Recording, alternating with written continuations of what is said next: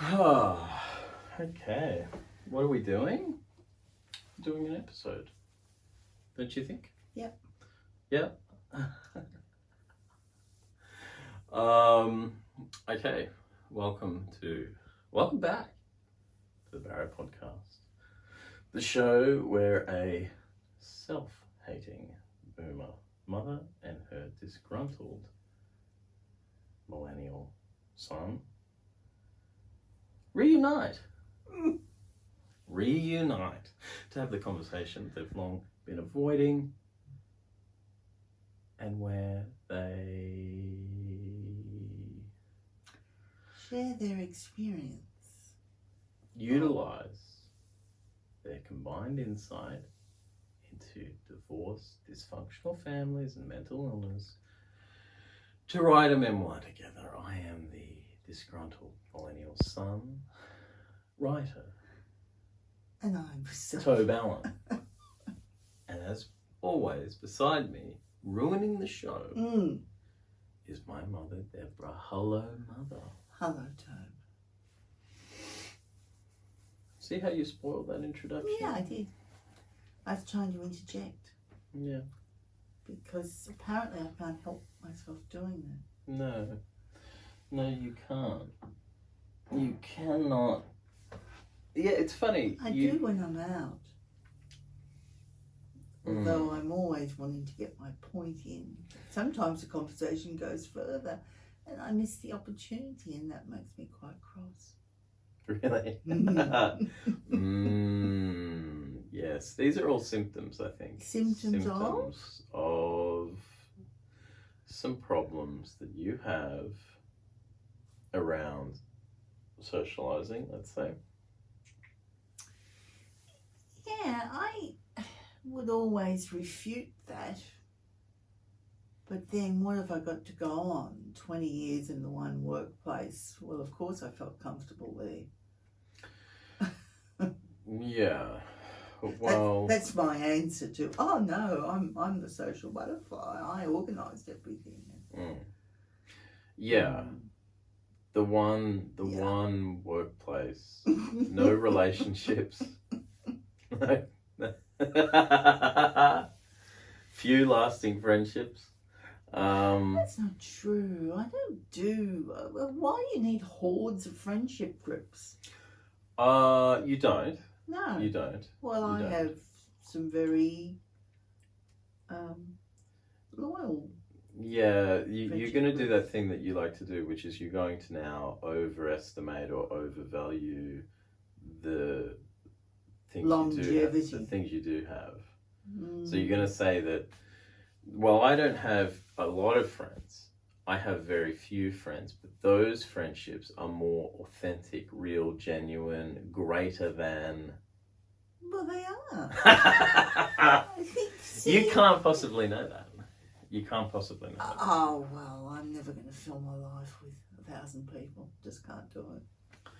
Yeah, can't and not wanting to are two different things, though. Okay. Like, I think lots of friends is for some people and not for others. Some people are more, reserved and what have you, and that's true. But my point is that I think you have a tendency to try and evaluate and make comparisons. Like, no, I don't mean that, but the handful, and they are only a handful of people who know my background and know my stories.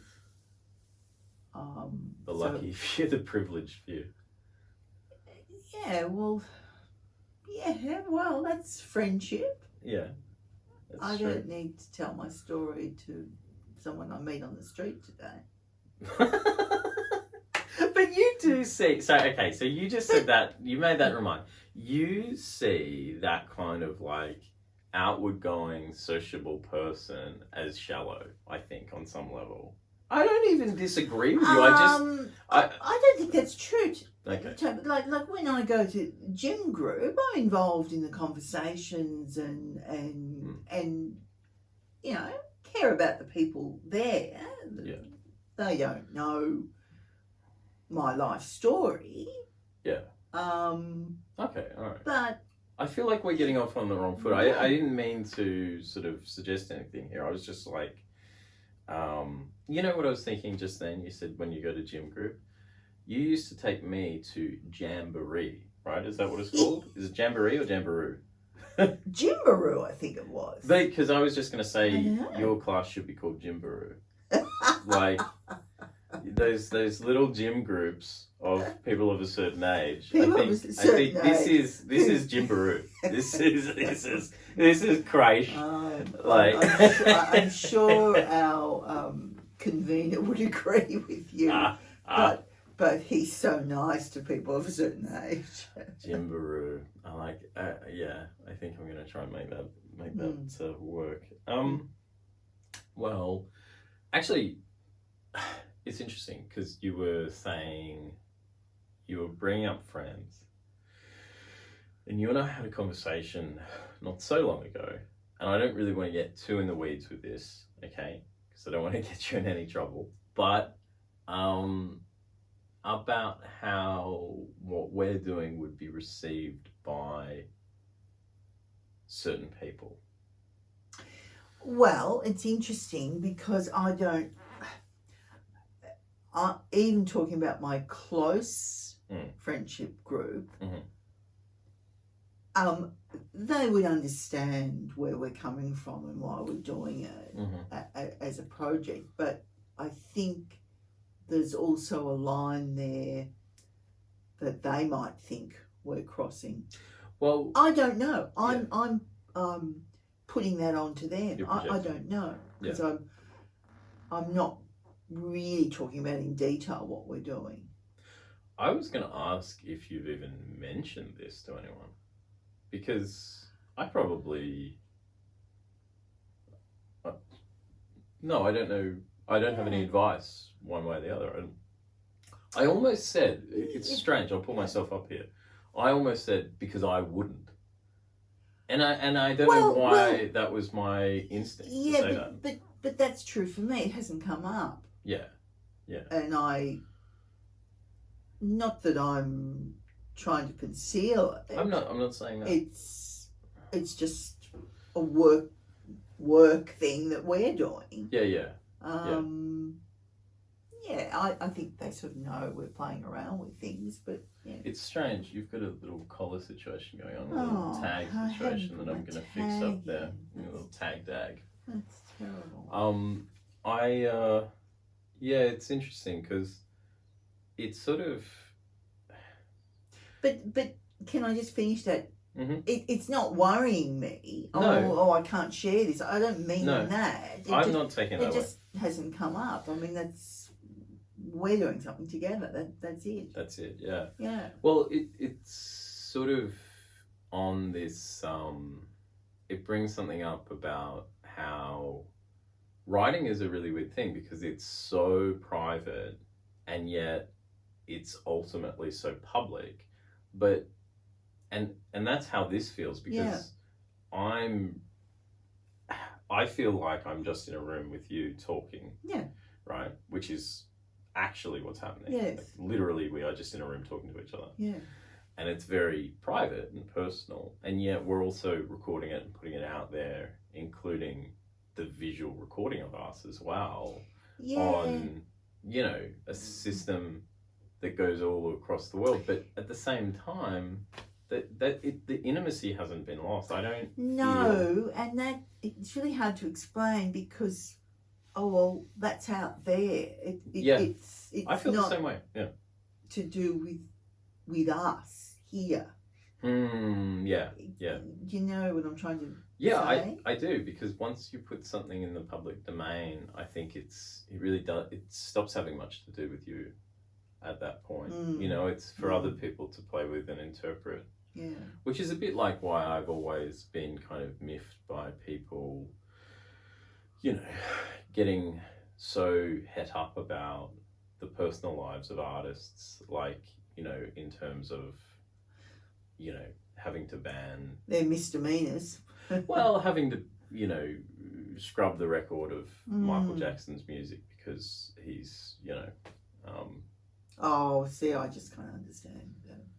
Yeah, I found it really interesting. Like, I don't want to go too, bombastic on this particular topic, but like, I had this experience with somebody who told me that they couldn't listen to, specifically this was Michael Jackson. They were like, they couldn't listen to any of his music anymore.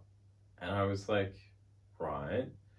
And first of all, I don't really have that much of a connection with his music. Like, I know his music, but it's not like an artist that I care about that much. Yeah. But like, they were like, oh yeah, it's just so terrible because I grew up and listening and blah, blah, blah. And anyway, point being that Michael Jackson to them was this like really important source throughout their life. Yes. And I sort of said, so it's got nothing to do with him. Like, that music belongs to you. Like, that music is yours in your upbringing, and it relates to you. Like, it's not his anymore. And that's kind of how I feel, so I don't really understand. So the disappointment in the flawed individual shouldn't overcome that. Well, it's like two things with me. One is that I feel like at that point, the music doesn't, or the art doesn't belong to the artist. The art belongs to you as you've interpreted it, as you've experienced it. It's yours. Yeah. He has, or she has no ownership, no part in it anymore. Yeah. Okay. And that's what I mean by like, it belongs to the public. It's in the public domain. It's theirs now to interpret and do with what they want. But then I also think as well that in this instance, this person's disappointment with the artist came out of this very, what I couldn't relate to was how unrealistic it seemed. Like, they seem to have grafted a certain, belief in that person. Yeah. Like they elevated that person. And I'm like, well, what did you think? At the end of the day, that's... Like, you're putting too much stock in a human being. Yeah. I think. Yeah. And there's a certain line where it's like, I think that's a little silly. Like, did you think that this person was some wonderful person? Like, I'm not saying that it doesn't matter what sort of person they are. What I'm saying is, I find it odd that you put so much investment, like that you invested so much in the person that made the music rather than... Because I've never cared about artists. Like, I like their stuff. I like their books, their music, their movies, but I couldn't give a shit about the individual. Yeah, I don't really know where that thinking comes from. It's the same as, trying to rewrite history in terms of certain authors. I mean, I remember the books, or I remember the characters. Yeah. I'm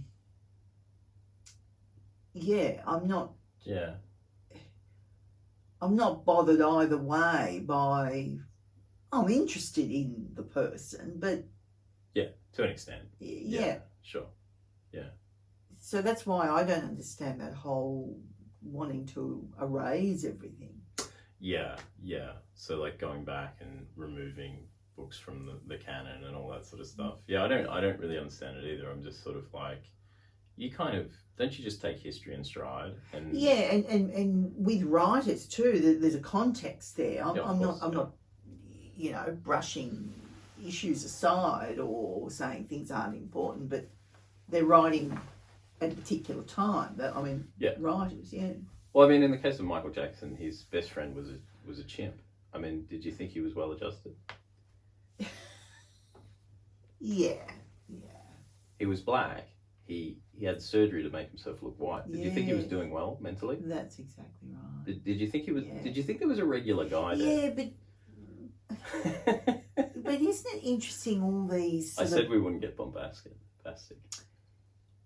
excuse the pun, all this black and white thinking now. It don't matter if you're black or white. I don't know where it comes from, because at the same time, we're supposedly caring about everyone's mental health and the experiences they've had.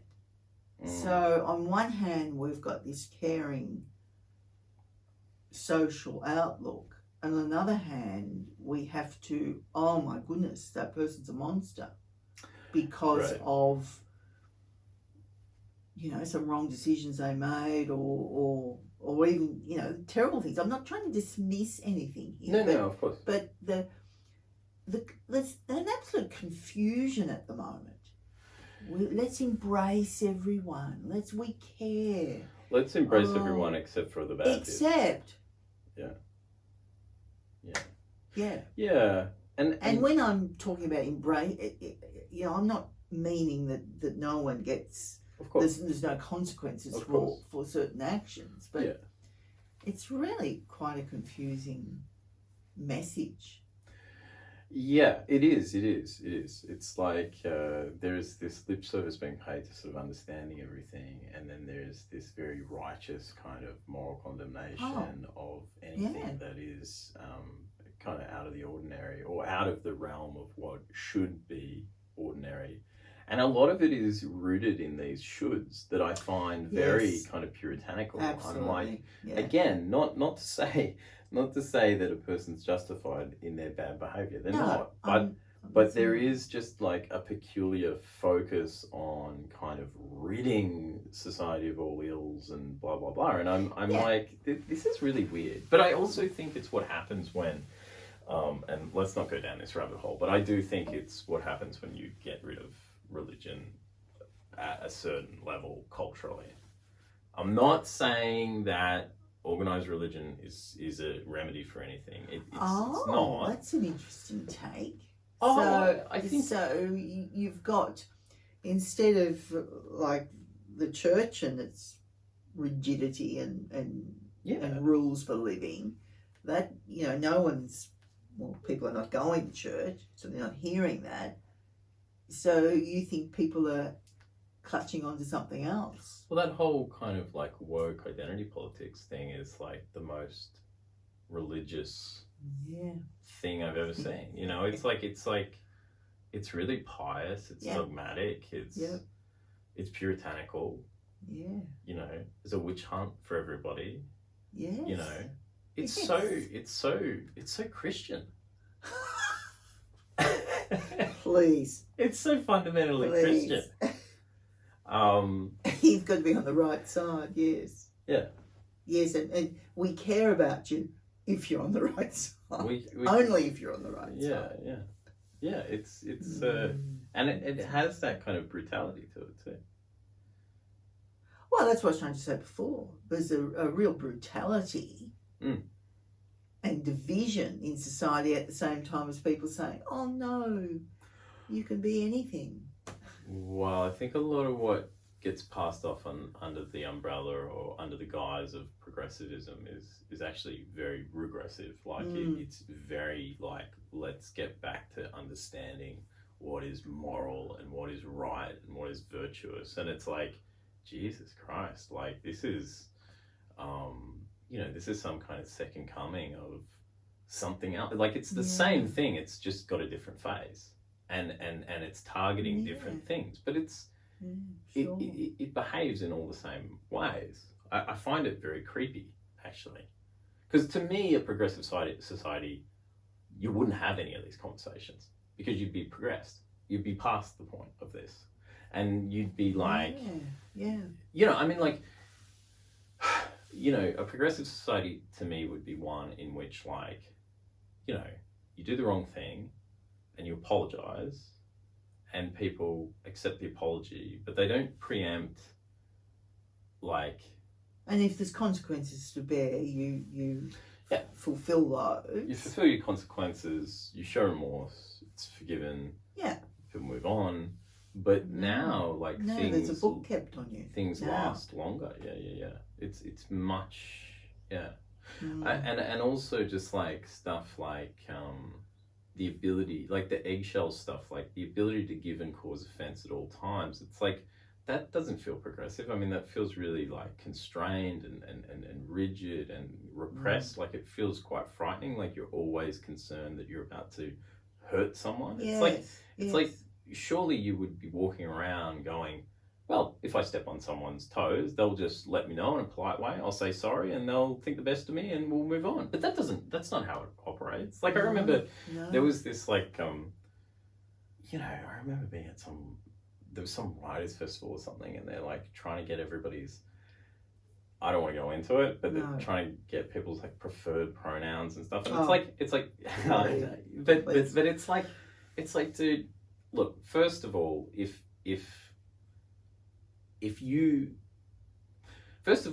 I'm a woman, I'm doing a pretty poor job of it. So I think you can assume, and if you do get the wrong word, I'll just say, well, no, I prefer to be called this. And you'll say, oh, didn't know. And that's it. That's the end of it. That's a progressive society. Not a society where somebody comes around with a clipboard and says, now, and excuse me, what do you like to be called? Because I want to call you the wrong thing, because if I do, somebody's gonna attack me, and I don't want to be attacked, and I don't want to offend you. It's like, dude, this is crazy. This is an hysterical, horrible state of affairs. Like, you know, and that's arts environments, academic environments, publishing. That's what that has all become. It's become this real fucking anxiety inducing, like paranoid world. And it's like, oh my God, normal people don't, regular people people just walking around, they're not thinking this way about these things. And this is all under the guise of making progressive. And I'm just like, this is the opposite of that. This is like a fucking nightmare. Yeah, that's right. Yeah. Well. So you don't raise your voice and. Oh yeah, don't show emotion. And you don't. A raised voice is violence. Flat today, because everyone's got to be happy. Well, it's enforced positivity. It's emotions that are anything other than positive are forms of violence and aggression, and they're wrong. Yes. That's what I mean about puritanical. Like, it's a bizarre kind of, it's a really bizarre headspace. Yeah. For two people who have lived in a bizarre headspace, I find the headspace of certain environments now really disconcerting. I'm like, you know, I've gone through periods of mental illness and depression and suicidality, and this reminds me of mental illness and depression and suicidality. This reminds me of being mad. Yeah, but also in the worst way. But in that is a loss, like a confusion. I don't know how I'm going to behave. I don't know how I've got to behave. So again, this is a time in history where you've got to find yourself, but find yourself in relation to others. Well, let's put it this way. If you feel like telling a joke, even a poor taste joke, you've got to think about it. If you feel like that could cost you your job and maybe your reputation for the rest of your life, think about how progressive the society is that you're living in. Yeah. I mean that's scary stuff. What, you know, a place where people don't just like laugh, or someone says, "Hey, that was pretty bad, Tim. Don't do that again. Don't do that." Or other option, walk away. Yeah, and that's the end of it. But no, we live in a world where Tim tells the joke. You have no idea what Tim's background is, by the way, and no consideration for his context or his lived experience and his story. But Tim is going to now be dobbed into HR, and then he is going to cop it in the neck and in the back and up the arse. And Tim's on the street next month because he said something someone didn't like. That's a progressive society.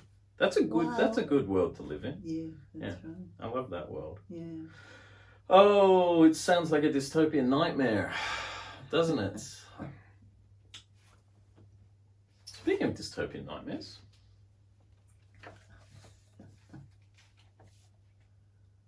Little Debbie. Let's get back to Little Debbie. Yeah. And her journey. Yeah. As she makes her way in the world. No. I feel sorry for her. Do you? Is that self-pity? She's a bit sheltered, isn't she? Yeah, a little bit. I'm trying to think what we talked about. Not according to family folklore, though. Oh, well, yeah. I don't know. I'm trying to think about what we talked about last time. We talked about body stuff. I was thinking about, well, the reading I'm going to do today is appearances, sort of like the body entering the realm. So we talked about the body being like a site of, worry. But when the body becomes sexualized and becomes sort of a site for, parents to weigh in one way or the other. Yeah. I think that's that is the reading I intend to do, is the one called Appearances, the chapter called Appearances. Right. Where you're talking about, do you want me to show you what's in that one? Yeah. All right.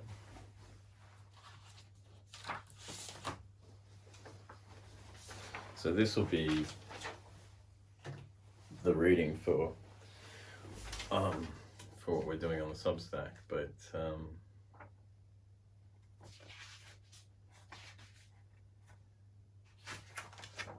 I'll read you the first line here on the regular episode, right?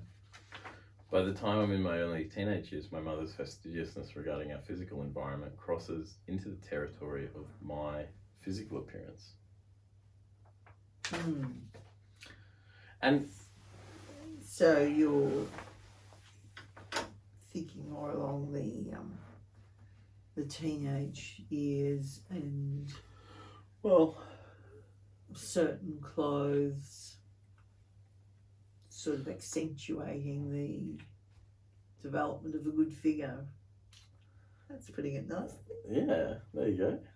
Well, I mean... So on one hand, you needed to be demure, but on another level...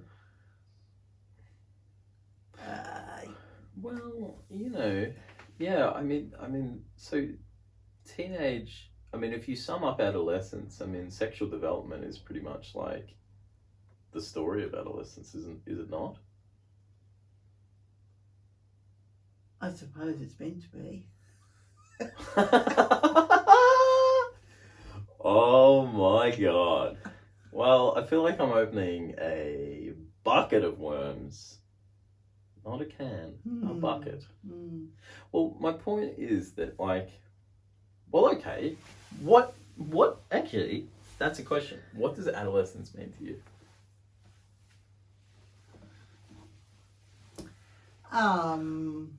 Well, those bodily things happening, the whole period business. Those bodily things. And still worrying about wetting the bed, so it curbs your social outings, but an enormous awkwardness in relation to boys. Being at a girls' school,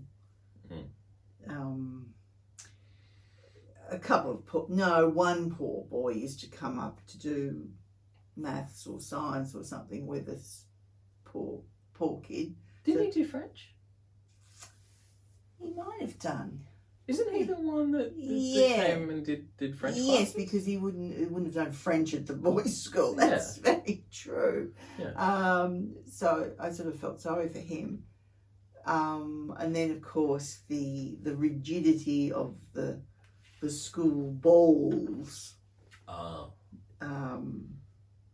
Form 5 and Form 6. And it was sort of funny because it was sort of a period when a lot of girls were making their debut. That was a country thing. Right. A debutante ball, and you came out, so to speak. Came out of what? Well, you came out as a woman, I think. Oh, is that what the debutante? I think that's what that I believe was it is. meant. Yeah. I could be. No. I think you're right. Yeah. And I don't know. I can't remember why we weren't involved. I think maybe one or two of my cohort made their debut. Maybe, and I could be talking right out of line here. Maybe it wasn't a thing that Catholic girls did. Oh. I don't know. No, I could be absolutely wrong. So it's interesting that you say that. Though. Yeah. Because it was an era when that was happening. Yeah, sure. So consequently. So sorry, just to clarify, the debutantes' balls, these were things that were happening away from the school. Oh yes, right, you were right. presented to the mayor. I think you should delve into the. Yeah, country towns were really big on all of this. I know what they are. Yeah. I have some familiarity with what a debutante ball is. Yeah. Anyway, that didn't happen for me, but of course it did, because the first school ball. Right. When I'm in Form 5, so I'm 15, one needed to wear a white dress. Why? Well, debutantes did, and I wasn't making my deb, so when I go to the first ball, one must wear a white dress. Oh, fuck. Okay. So we had a great seamstress at the time, and my mother could cut pictures out and take it to her, and the dress would be made. She didn't need a pattern, she could just look at it. So this particular white dress, I think, would have been in a Woman's Weekly. It was worn by who was married to who was the actress that married the I don't know. Who was king of that little part of. Okay. Anyway, we'll get to it later. Yeah. Sure. It was based on something an actress wore. Yes. Yes. So it was a beautiful dress. Sure. But sounds lovely. You know, when I think back now, I think about a lot of things. I don't think I ever had much say in anything. I know whose idea this was, and it wasn't yours. Yes. So, but it wasn't completely white because we added. My mother at the time had a beautiful red velvet stole. You know what a stole is? A wrap. It's a wrap. Yeah. Yeah. I've still got that red stole if you want to look at it, because a little look bag. at it. I want to wear it. A little bag was made to match. Yeah. So the white was, you know, in the dress, but it had been enhanced by these additions. Oh dear. Possibly had to wear white shoes as well. I'm surprised you didn't wear an orange cowboy outfit. No, we'll get to that. No, we've already done there's it. More. Oh, no, okay. There's more on orange. Oh, seriously? Yeah. Yeah, there's two absolute visions of orange. Okay. So yes, so I didn't make the formal debutante ball, but I was nodding to it when I wore the white dress to the first school ball. And yes, and all my awkwardness. So of course the boys from the boys' school would come up for dance practice, which was hideous. And of course, all us girls were used to dancing with ourselves, so we never let the boys lead. We'd always lead them. Right, yeah. Of course, yeah. You know. Yeah, no, I get that, yeah. And of course, because I was a bit taller, when I was with a girl partner, I was always leading. You're always the boy, yeah. Yeah. You always played male roles in plays and stuff. Yes. Well, right? Yes. Because you're a little taller. Yeah. So. That's funny. So that was the first school ball. Yeah. And the second school ball, it was another little outfit in a magazine that our seamstress could whip up. Another magazine inspired outfit for the local seamstress. Yep. So your mother really liked that seamstress? Yeah, well, she ended up making my wedding dress. She did? Yeah. Wow. I wish we could get her on the record. Does she have any idea what she's contributed to? And for that, my mother took hers and just made that. Are you serious? Yes, it was the same as my mother's. Your wedding dress was a replica of your mother's wedding dress? Yes. Well, that's another story. What? That's it. What? Didn't you know that? No, oh, Mum. Come on. The photos, you should know that. I didn't realise that. No, genuinely, I did not realise that. Holy mackerel. Oh my God. So, it was fun getting all these dresses made, but the awkwardness of all of it with boys and the dance practice, and they were things to be endured, these balls. Oh boy. At the same time, I think my friends were going. There was a Saturday night dance in a hall next to a Catholic school hall, mind you. I think the Saturday night dances were in. They weren't Catholic dances, but it was in the hall. Right. And I think there was a group of my friends, probably not my closest friends, but were starting to go to those on a Saturday night. Okay. I couldn't think of anything worse. Anything more horrific. Oh. And I only went once, and that's another story. Fuck me. Okay, so I really did not know the story about. I really repeated my ability to hide in the toilets that night. Did you? Yeah, I did. Oh, Deb. Yeah.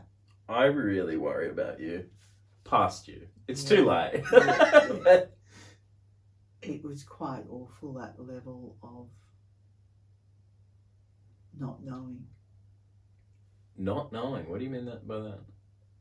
Just not knowing how to behave. Or not even caring. Not caring. Did you not care? I mean, you cared enough to hide in the toilet. Yeah, but that's what I mean. That level of... No one else was feeling that. They were just in the moment. Yeah, but that's not caring. No, but that's what I'm trying to say. What are you trying to say? Sorry, no. I'm trying to say my mind's full of how to behave. Oh, how do you behave? Oh. How do you enjoy yourself? How do you do that? Yes. That's what my mind is. Not caring, you mean relaxed, like yeah. Not anxious. But Yeah. I have to get you on that. Like this myth that no one else is feeling what you're feeling is rubbish. The difference, and this applies to me too. Like this is not just about you. This is because all your stuff is my stuff. Like and I want to say that everything Mum feels, I felt too. Which is the biggest bone I have to pick with you is why did you recreate all the circumstances of your upbringing for me to live out? I know, but you're going to say other people felt the same way, but. They may have, but they got through it. But that's what I'm saying. The difference is not the feelings. The difference is the reaction and the ability to withstand the feelings. Yeah. So your reaction is really to just completely shut down. It shuts you down, and it does to. There are plenty of teenagers who are not listening to us. Hopefully not. Who, feel the same way. And that's how I felt. And it does shut some people down. But it is interesting because, again, my insistence since coming back here and sort of like in the early days of getting onto this project was I kept insisting, don't you understand these are all extremes?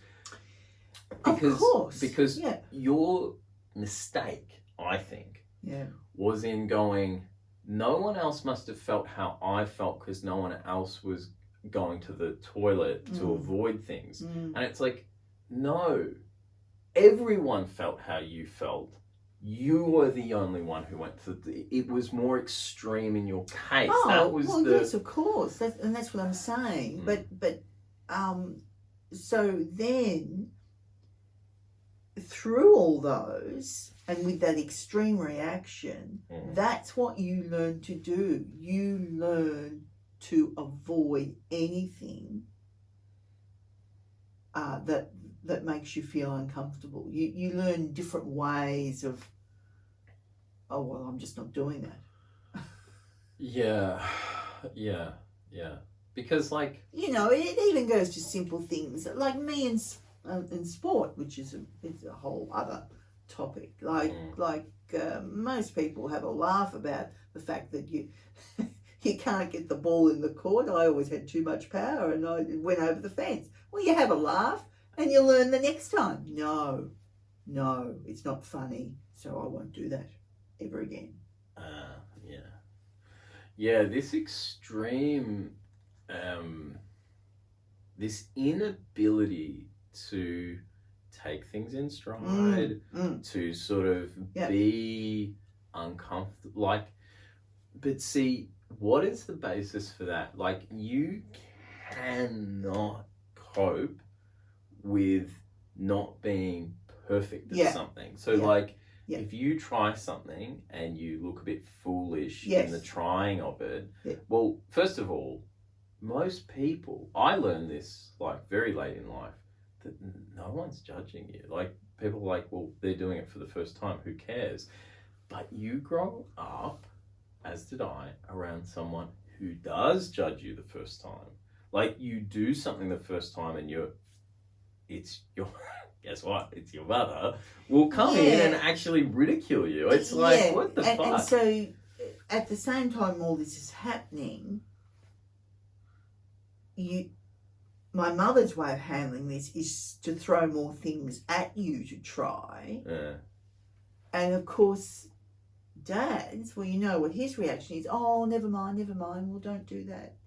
He just placates it. It's really weird. So you just go on repeating the same behaviour. Yeah. It's really odd that you don't really get that lesson on just try things. And sometimes it doesn't matter. And not being good at something but enjoying it is the point. You can actually really appreciate things that you're not good at and look to other people who are good at those and admire them, that can be really great in life. But, so, well, these are definitely my memories of early adolescence. So trying to play the basketball and in the moment someone on the team yelling at you because you weren't in the right place. Well, that's enough for me. No more basketball. That's it. Oh. Wow. That's my whole... If I think about it now, that is my whole story about non-sport involvement. But that is... What do you mean? That one thing? It all goes back to one person yelling at you once. No. It goes back to that attitude. Oh, no. It's too hard. I can't enjoy it. You know logically that learning must occur. Yeah, I know. Well... talking about adolescence and talking about bodies, it's the awkwardness. See, sport, if you can't throw or can't catch, that's an awkwardness. Yeah, sure. But you learn to throw and catch. But you learn. Yeah. Right? Yeah. Okay. Yeah. But why are you not learning? Well, you're trying to avoid that awkwardness. Well, why don't you... You're not...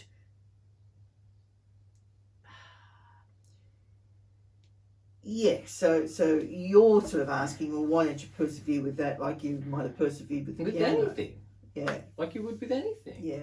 But I don't get with you, like you do this thing to yourself, you take things completely off the table forever. Like you don't go and get a ball and go where no one can see you and toss it to yourself, you know, throw it against the wall and catch it or whatever. Like there's things you can, or you're just realizing now there's things you could do. No, but I did. I had, you know, I think you might have had one. You know, the tennis ball on the string. Yeah. I had that. You had that one of those. You like doing things with a bat and a ball. I've seen you. Yeah, but not with other people looking at me. It's that. Oh, gee. I know. It's whew. Oh, it's a case.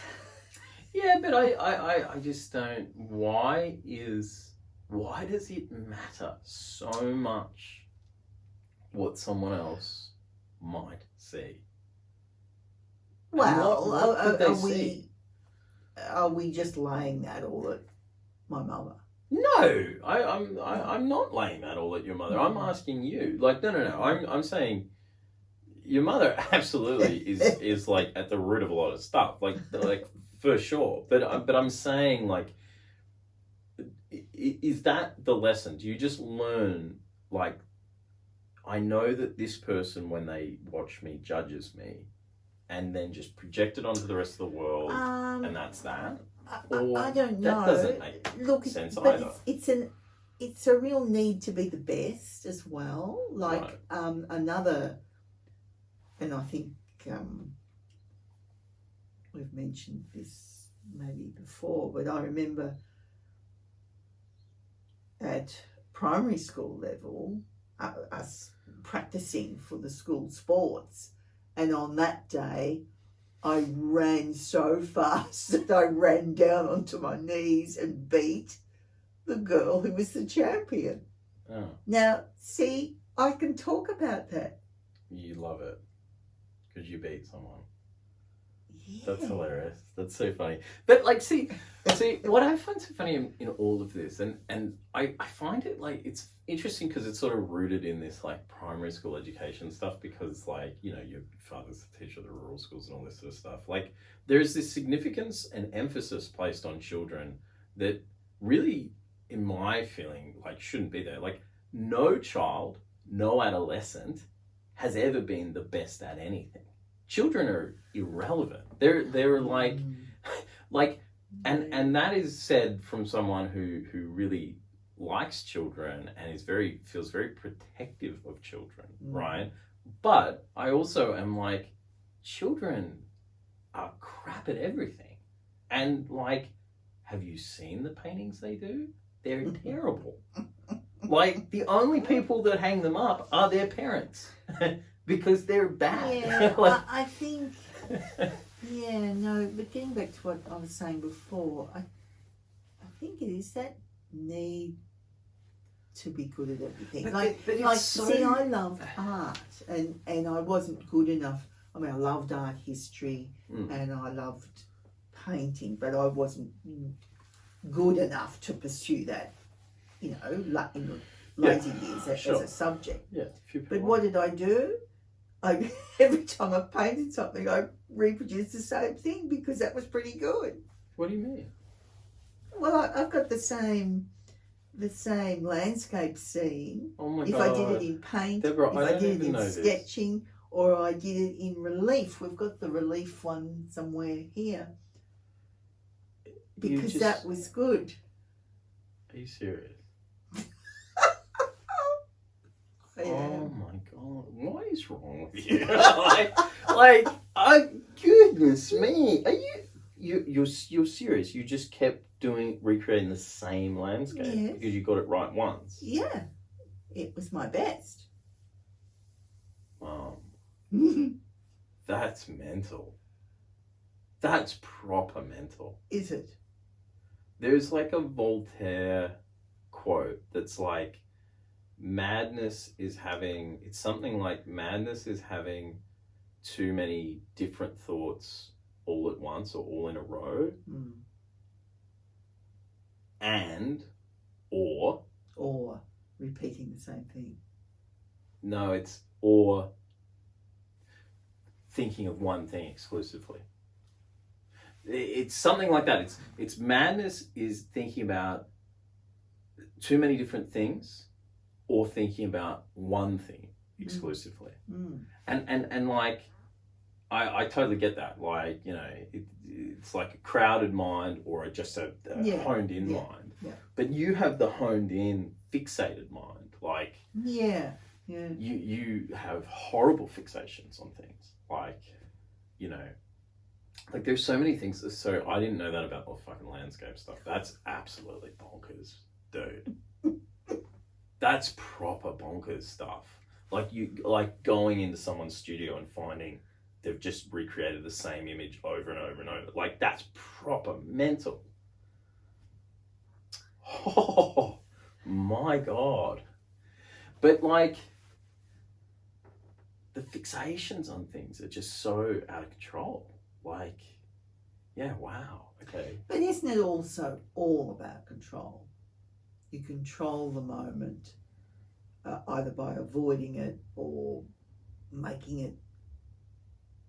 it yours. I can't get past this.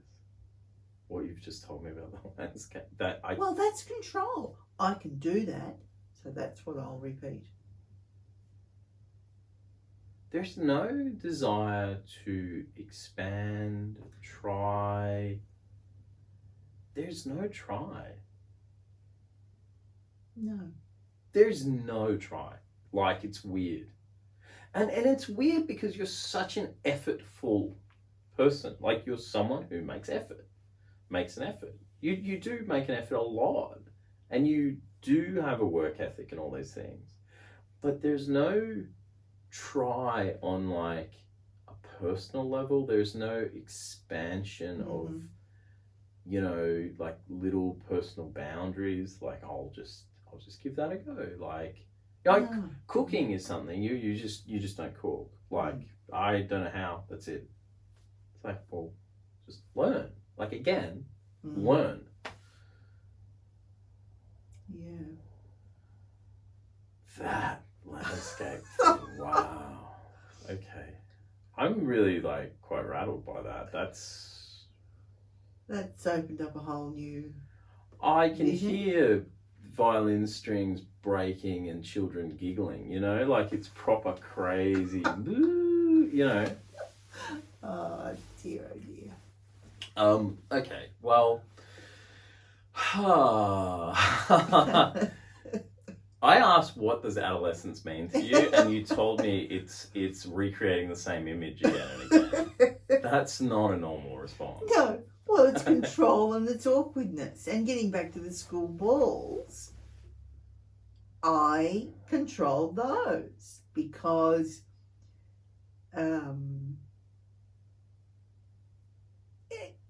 you know, whoever I partnered up with in the practices, guess what? Oh. They were the partners at the school ball. So I didn't have to do that and worry. I didn't have to sit like some people were sitting, like wallflowers. I wasn't a wallflower. I had already teed it up. Because it's also about avoiding appearing avoidant. Yes. Yes. So wow. Luckily, this boy and I got along well in Form 5, and that's who we danced together at the ball. Lucky chap. And the same thing happened in Form 6.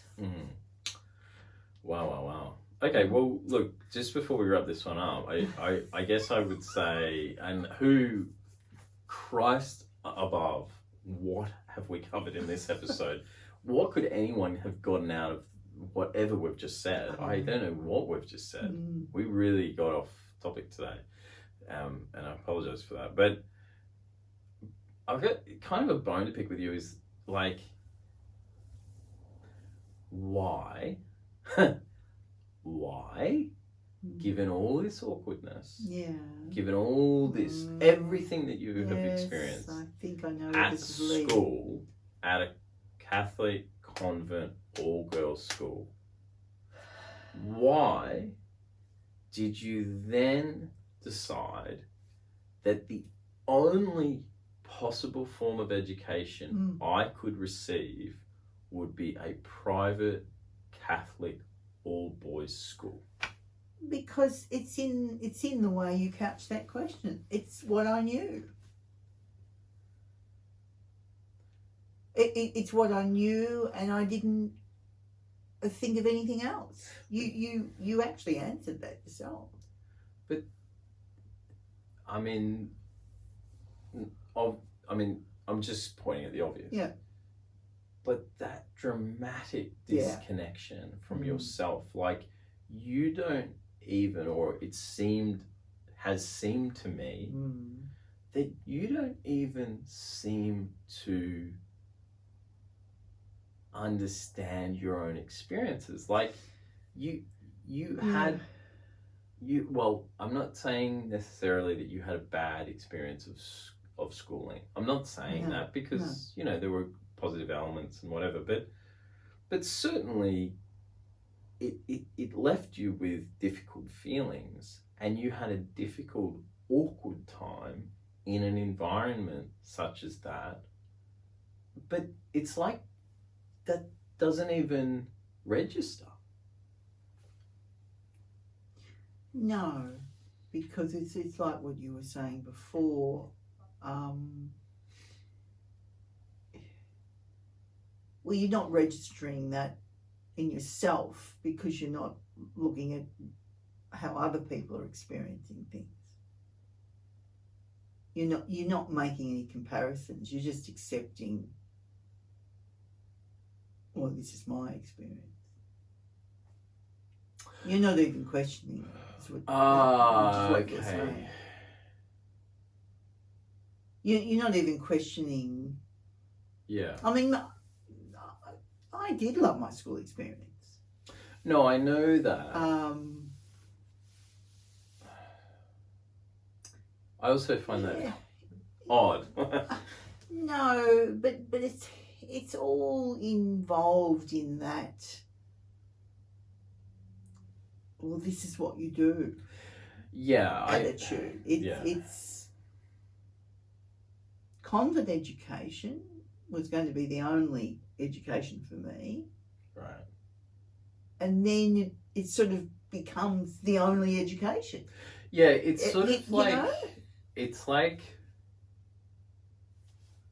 a container. Like the container is that system, and then there's your experiences within it. But your experiences are irrelevant. The container is going to maintain. Always going to be the same. Yeah. There's no sense that you can get out of that container and go around and find another one over here. No. That's a really good way of that. Yeah. So you can live or die in that container. You can have a good or a bad experience. It doesn't matter. Doesn't matter. Because that's the only container that exists. It's the only thing. That is such an interesting fact of the culture I grew up in. That it was so singular that there was nothing beyond it, or you could go to the edge of it and you could peer out, and you knew that other people existed and lived other forms of life, but you could never step over that threshold. Yeah, it was set. Yeah. I find that just so incredible, because this very simple thing and it's like there's a barrier there, that threshold, as I say, and it's actually a really simple thing. You just one step. It's just one step over that threshold, and you live a completely different life, and yet you cannot take that step. And that sums up everything. That thing is so interesting to me, and it's why I'm so interested in, I'm obsessed with cults, and I'm obsessed with documentaries and stuff about people leaving them. and deprogram, because they get so worked up, like trying to get out, trying to leave is so hard. And then you leave and you're like, oh my God, there's a whole world. I just live in a whole world now. And that is the problem that we've had in dissecting all this, is trying to explain that. That's exactly what was happening here and what was happening in our family. Yeah. Exactly. Yeah. Yeah. Yeah, just leave it behind. Just leave your thoughts behind. Yeah. Like, you do not have to continue inside this container anymore. Like, you just step over that threshold and you're completely free. Yeah. And yet, you're contained within it your whole life. And there's nothing physical. This is, it's kind of like what I say about mental health, is that there's not a physical symptom. Yeah. There are addiction and what have you, but there aren't physical symptoms as we associate them with like medical conditions like cancer or broken leg or whatever. And the little boy's out there, Kingsley, making his appearance. But there's it's hard to grasp because there's nothing to grasp. There's nothing tangible. Yeah, and so it's hard to grasp on two levels. It's hard to grasp, but what was holding me back? I mean, the family weren't monsters. No. But at the same time, there is something holding us back. There is something holding you back, yeah. And that's why I sort of say with your mum, I'm like, is it just like, she's judgmental, but is it just that? And then you project it. I'm like, but what else is it? And it's so many things, but they're so hard to locate. Yeah, they're so hard to flesh out. Yeah. But all your experiences, they all contain within them these aspects of anxiety, an attempt to control, which is often results in avoidance, and it's just this kind of cyclical patterned stuff that sort of just drives the negative cultural aspects. It just sort of just drives them deeper and deeper and deeper. And I think that's what I meant at the beginning of this show when I said, so in effect, I had this completely sheltered experience. Yeah. But the storyline would be that, if you want to do that, well, you go and do that, or you could do that. So everything was supposedly possible, but you ended up very sheltered. But I'm interested in, like, as I say, I'm really interested in cults and like stories of people leaving them. I'm really interested in what people talk about more these days, which is coercive control. And again, it's not turning members of the family into monsters or anything like that. It's just like, how do these dynamics form around people that keep them locked in place and keep them kind of making decisions that aren't decisions that lead to... It's so hard because... And of course, you always have an image of coercive control as being horrible, locked in a room. Yeah. That's the trouble with all of this. Oh, well, there was no trauma in your childhood because you're not being locked in or you're not being beaten. But it's in there. It's all in there. That what you just said, you end up. You've got the show of being able to make decisions, but the decisions never get you anywhere because it's still in the same container as you. It's weird. It's strange stuff. Yeah, it's really strange stuff, and I think that these powerful kind of influences around. But I do think that not just religion, but I think mental health is in itself a containing, limiting, contaminating factor in all of this. Yeah, like, of course. Like, your anxiety, and this goes to me too, my anxiety later, like, that keeps you in a little loop within yourself. Yeah, you keep too. repeating the same behaviour, same thoughts. I find it, but it's so fascinating to me that, you know, I asked you what adolescence is about, and you tell me it's about painting the same landscape and something about a tennis racket, and I'm going, not sexual development. We'll get to that next week. We'll get to that on the next one, I suppose. Jesus Christ. All right, another one in the bag. Bye. Help us.